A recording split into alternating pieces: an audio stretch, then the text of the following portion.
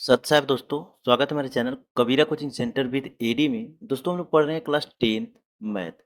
Class 10th math में हम लोग चैप्टर नंबर 5 के क्वेश्चंस को सॉल्व कर रहे हैं। चैप्टर नंबर 5 का नाम है मेरे भाई समांतर श्रेणी। समांतर श्रेणी में यानी चैप्टर नंबर 5 में प्रश्नावली 5B के क्वेश्चंस को हम लोग सॉल्व कर रहे हैं। दोस्तों हम लोग तैयारी कर रहे हैं बोर्ड एग्जाम 2027 की।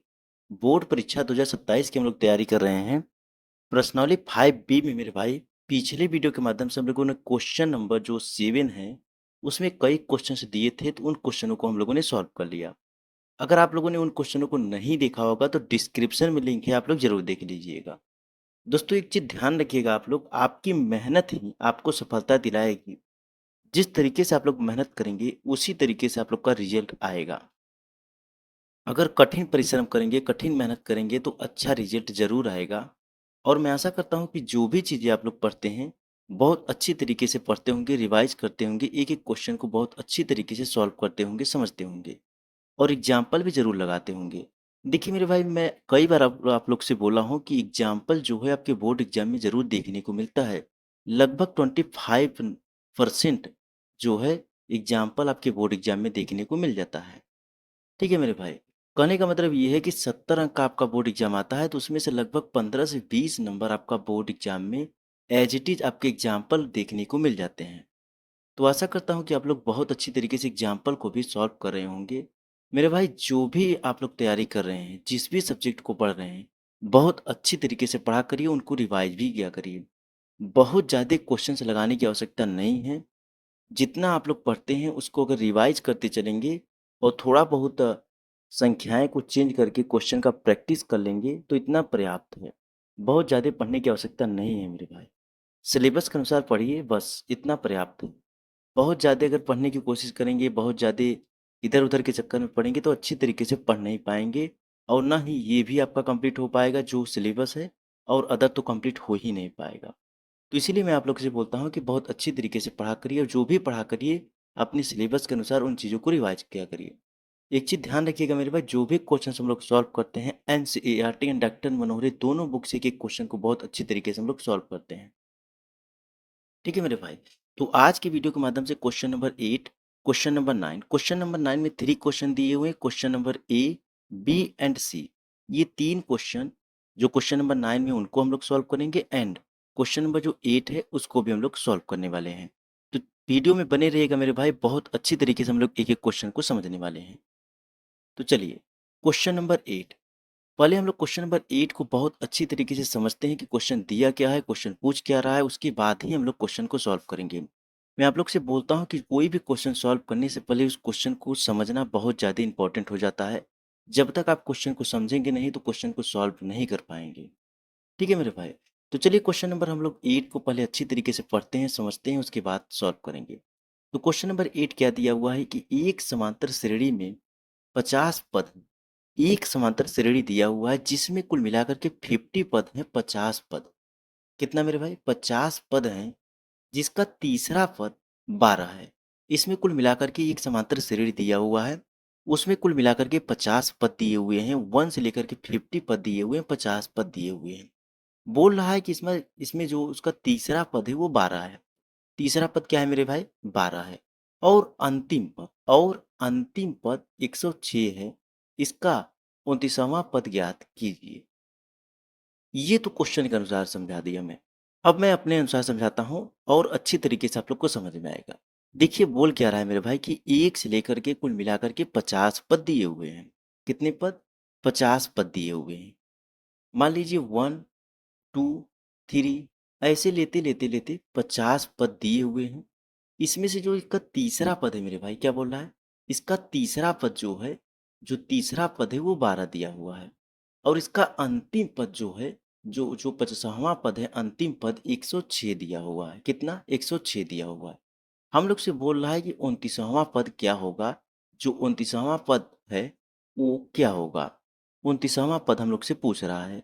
तो ये जो मैं समझाया, मैं आशा करता हूँ बहुत अच्छी तरीके से आप लोग को समझ में आ गया होगा कि क्वेश्चन पूछ क्या रहा है, बोल क्या रहा है। अब आगे मैं क्वेश्चन को सॉल्व कराता हूँ तो और अच्छी तरीके से आप लोग को क्वेश्चन ज़रूर समझ में आने वाले हैं। ठीक है मेरे भाई। तो चलिए यहाँ पर कुल पदों की संख्या हम लोग लिखेंगे। क्या लिखेंगे? पहले लिखते हैं हल, यहाँ पर हल कर रहे हैं हम लोग। तो यहाँ पर क्या लिखेंगे, कुल पदों की संख्या, कुल पदों की संख्या, कुल पदों की संख्या, कुल पदों की संख्या। देखिए मेरे भाई कुल पद कितने दिए हुए हैं, 50। बोल रहा है कि कुल समांतर श्रेणी कुल 50 पद हैं। तो कुल पदों की संख्या यहाँ पर 50 हो गया। एक चीज और ध्यान रखिएगा, यहाँ पर n लिख लीजिएगा। कुल पदों की संख्या जो यहाँ पर 50 लिखे हैं, कुल पदों की संख्या यहाँ पर n बराबर 50 लिख लीजिए। कुल पदों की संख्या n बराबर 50 हो जाएगा। यहाँ पर देखिए मेरे भाई तीसरा पद कितना दिया हुआ है, लिखना है तीसरा पद। तीसरा पद, तीसरा पद मेरे भाई, तीसरा पद किस तरीके से लिखेंगे, a प्लस टू डी हो जाएगा। a प्लस टू डी बराबर 12 दिया हुआ है, इसको हम लोग समीकरण नंबर पहला मान लेते हैं। ठीक है मेरे भाई, इसका जो तीसरा पद है a प्लस टू डी बराबर समीकरण नंबर पहला हम लोग मान लेते हैं। और अंतिम पद जो है मेरे भाई, क्या है अंतिम पद, अंतिम पद, अंतिम पद A50। यहाँ पर A50 बराबर, यहाँ पर कितना हो जाएगा मेरे भाई, A50 बराबर A plus 49D, A plus 49D बराबर 106 हो जाएगा। ये मेरे भाई आपका समीकरण नंबर 2 हो जाएगा। ठीक है मेरे भाई, यहाँ पर देखिए मेरे भाई, यहाँ पर तीसरा पद जो है, यहाँ पर A3 भी लिख सकते हैं और नहीं भी लिखेंगे कोई बात नहीं, ऐसे समझ सकते हैं। यानी A50 बराबर जो मैं लिखा हूँ अंतिम पद A50, क्योंकि 50वां पद जो है ये आपका अंतिम पद है। तो A50 बराबर A प्लस 49D, यानी 49D बराबर 106। इसको हम लोगों ने समीकरण नंबर दूसरा मान लिया है। कौन सा समीकरण मेरे भाई, इसको हम लोगों ने समीकरण नंबर दूसरा मान लिया है। अब हम लोग समीकरण 2 में से समीकरण 1 को घटा देंगे। ठीक है मेरे भाई, समीकरण 2 में से समीकरण 1 को घटा देंगे।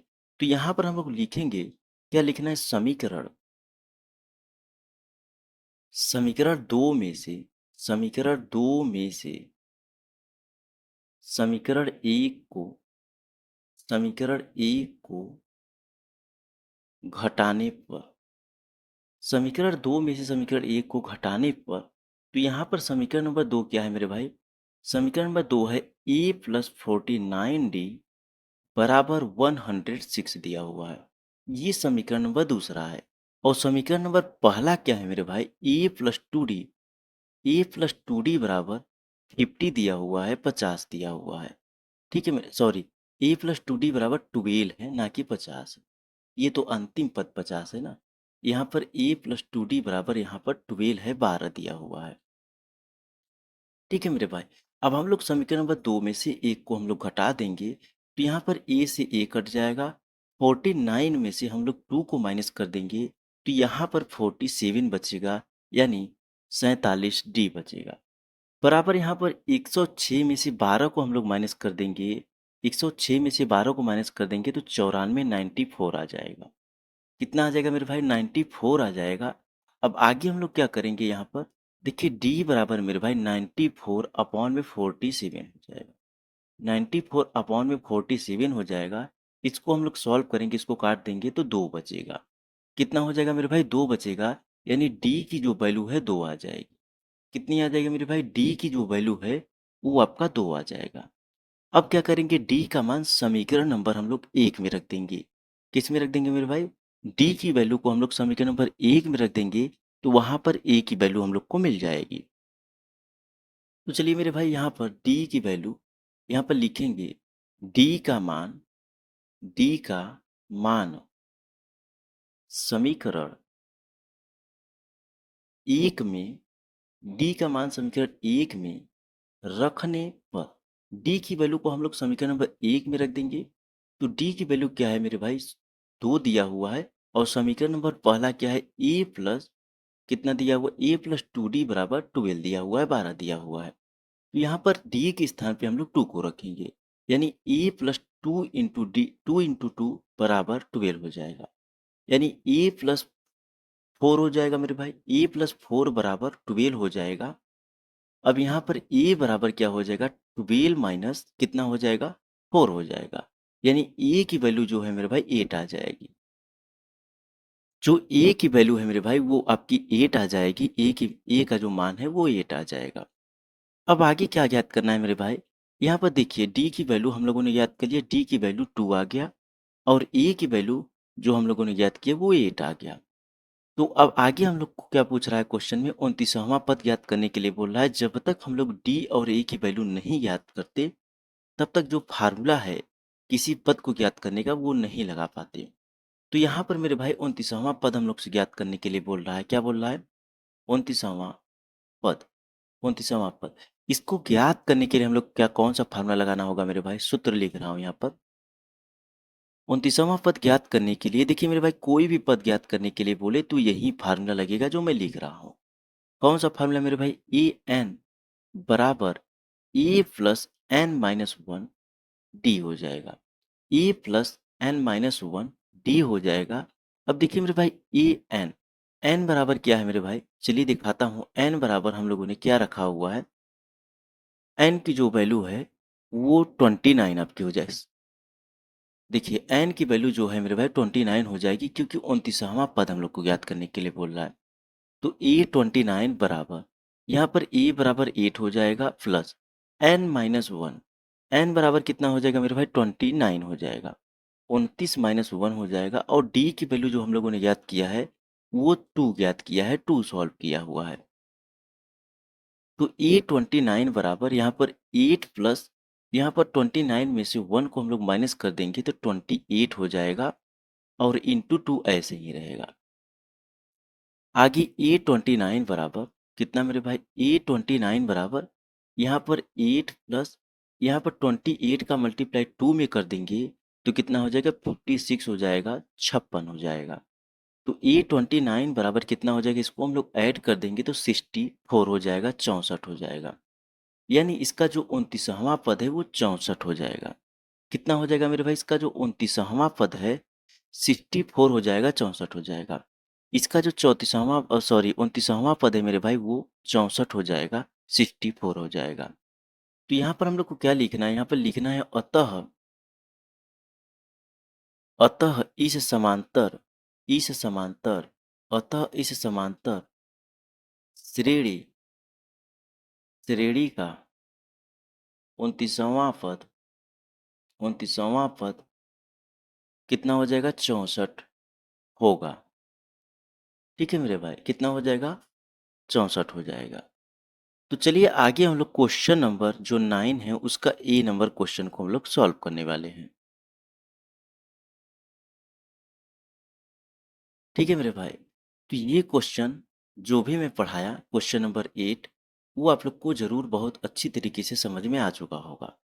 तो चलिए मेरे भाई आगे हम लोग क्वेश्चन नंबर 9 के क्वेश्चन नंबर ए को हम लोग सॉल्व करने वाले हैं। सबसे पहले क्वेश्चन नंबर 9 का जो ए है उसको हम लोग समझते हैं कि ये क्वेश्चन पूछ क्या रहा है, उसके बाद आगे हम लोग सॉल्व करेंगे। क्या बोल रहा है मेरे भाई?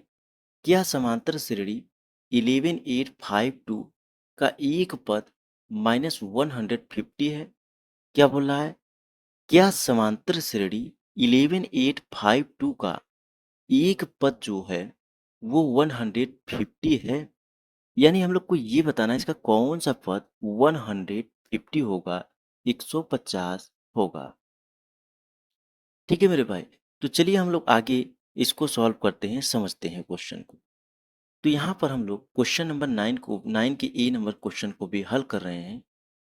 तो क्वेश्चन नंबर 9 का ए नंबर क्वेश्चन हम लोग क्या लिखेंगे? इसका प्रथम पद जो है मेरे भाई वो क्या दिया हुआ है? 11 दिया हुआ है। तो यहाँ पर लिखेंगे प्रथम पद। प्रथम पद जो है मेरे भाई इसको हम लोग ए लिखेंगे। प्रथम पद ए बराबर 11 हो जाएगा। कितना हो जाएगा? प्रथम पद ए बराबर 11 हो जाएगा। उसके बाद सार्व अंतर, क्या मेरे भाई? उसके बाद सार्व अंतर हो जाएगा, सार्व अंतर। तो इसका सार्व अंतर जो डी होगा मेरे भाई, दूसरा पद माइनस पहला पद। दूसरा पद 8 है माइनस पहला पद 11 दिया हुआ है।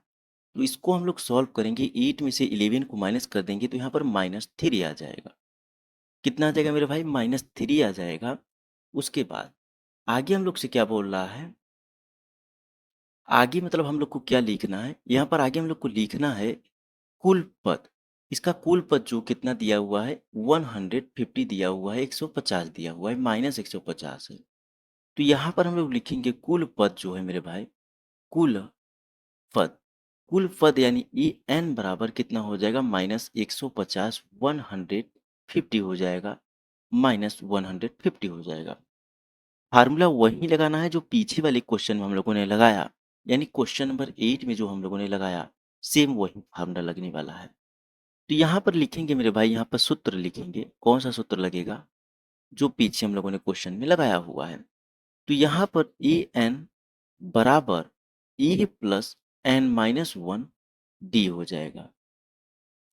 ठीक है मेरे भाई, तो ए एन बराबर 150 हो जाएगा, बराबर ए बराबर 11 हो जाएगा, प्लस एन माइनस वन, क्या मेरे भाई, एन माइनस वन। तो एन माइनस वन का मतलब यहाँ पर एन माइनस वन ही रहेगा, क्योंकि हम लोग को जो पूछ रहा है इसका एक पद 150 कौन सा होगा, तो यही हम लोग से पूछ रहा है। तो डी बराबर -3 हो जाएगा। कितना मेरे भाई, डी बराबर -3 हो जाएगा। तो यहाँ पर आगे हम लोग क्या करेंगे, -150, और ये जो 11 राइट साइड है उसको लेफ्ट साइड लेकर चले आएंगे तो -11 हो जाएगा, बराबर यहाँ पर एन माइनस वन और -3 ऐसे ही रहेगा।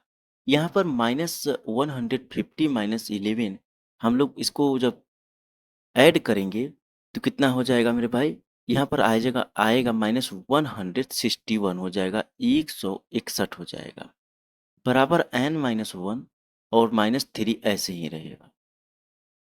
ठीक है मेरे भाई, अब देखिए एन माइनस वन को हम लोग लेफ्ट साइड लेकर चले जाएंगे, एन माइनस वन बराबर -161 अपॉन में -3 हो जाएगा। माइनस से माइनस आपका कट जाएगा, क्या हो जाएगा मेरे भाई, माइनस से माइनस आपका कट जाएगा। अब आगे क्या हो जाएगा, एन एन माइनस वन बराबर 161 अपॉन में 3 हो जाएगा।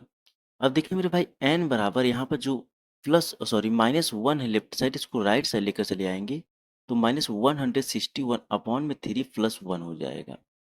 ठीक है मेरे भाई, कितना हो जाएगा, +1 हो जाएगा। इसको हम लोग सॉल्व करेंगे तो कितना हो जाएगा, यहाँ पर 161 प्लस 3 अपॉन में 3 हो जाएगा। ठीक है मेरे भाई, क्या हो जाएगा, अपॉन में 3 हो जाएगा। इसको हम लोग सॉल्व करेंगे तो एन बराबर, इसको हम लोग ऐड करेंगे तो 164 अपॉन में 3 हो जाएगा। कितना मेरे भाई, 164 अपॉन में 3 हो जाएगा। इसको हम लोग सॉल्व करेंगे, देखिए इसको हम लोग काटेंगे तो कितना हो जाएगा, 3 पचे 15, यानी यहाँ पर 5 हो जाएगा। उसके बाद बचेगा 1 और 3 चौक 12 यानी 4 हो जाएगा। पॉइंट, यहाँ पर पॉइंट बढ़ाएंगे 6, 6 छत्रिक 18 या 6 आ जाएगा। ठीक है मेरे भाई, 54.66 आ जाएगा। कितना हो जाएगा मेरे भाई, एन की जो वैल्यू है वो 5.4 सॉरी 54 यानी 54.66 हो जाएगा। ये आपके एन की वैल्यू आ जाएगी, एन की वैल्यू 54.66 हो जाएगा। ठीक है मेरे भाई, तो यहाँ पर जो हम लोगों से पूछा था, क्या पूछा था, हम लोग लिखेंगे यहाँ पर अतः, अतः पदों की संख्या, पदों की संख्या धनात्मक होनी चाहिए। ठीक है मेरे भाई, क्या लिखेंगे, अतः पदों की संख्या धनात्मक होनी चाहिए, होनी चाहिए, अतः पदों की संख्या धनात्मक होनी चाहिए, इसलिए इसलिए -150 इस समांतर, समांतर श्रेणी का नहीं, श्रेणी का नहीं। यहाँ पर ऐसे नहीं लिखना है, यहाँ पर ऐसे लिख देना है आप लोग को। क्या लिखना है, लिखना है श्रेणी का एक पद नहीं है। ठीक है मेरे भाई, क्यों नहीं है, क्योंकि जो ये समांतर श्रेणी है उसका जो ये होना चाहिए, यानी जो संख्या होनी चाहिए वो धनात्मक होनी चाहिए, ना कि ऋणात्मक होनी चाहिए। तो यहाँ पर जो दिया हुआ है वो ऋणात्मक है, इसलिए समांतर श्रेणी का एक पद नहीं है। यहाँ पर लिख लीजिएगा एक पद नहीं है। क्यों नहीं है मेरे भाई? क्योंकि जो समांतर श्रेणी होनी चाहिए, यानी जो इसका पद होना चाहिए वो धनात्मक होना चाहिए, लेकिन यहाँ पर ऋणात्मक है, इसीलिए यह समांतर श्रेणी का एक पद नहीं है। हम लोग से क्वेश्चन में यही पूछा था कि समांतर श्रेणी का एक पद है या नहीं है, तो ये समांतर श्रेणी का एक पद नहीं है। हम लोगों ने जांच किया, सॉल्व किया, तो ये समांतर श्रेणी का एक पद नहीं है। चलिए आगे हम लोग क्वेश्चन नंबर 9 का बी नंबर क्वेश्चन को सॉल्व करते हैं। तो क्वेश्चन नंबर 9 जो है मेरे भाई, उसका बी नंबर क्वेश्चन क्या दिया हुआ है पहले हम लोग समझते हैं, उसके बाद सॉल्व करेंगे। बोल रहा है कि श्रेणी 76, 72, 68, 64 का कौन सा पद शून्य है। ये बोल रहा है कि ये जो समांतर श्रेणी में इसका कौन सा पद शून्य है, हम लोग को यही बताना है। इसका कौन सा पद शून्य है, तो चलिए हम लोग सॉल्व करते हैं, तो हम लोग को पता चल जाएगा कि इसका कौन सा पद शून्य होगा। तो क्वेश्चन नंबर जो 9 है उसका बी नंबर क्वेश्चन को भी हम लोग हल करते हैं और समझते हैं। तो मेरे भाई यहाँ पे इसका प्रथम पद क्या है? प्रथम पद, इसका जो प्रथम पद ए है मेरे भाई, वो कितना दिया हुआ है? 76 दिया हुआ है। और इसका सार्व अंतर जो है मेरे भाई,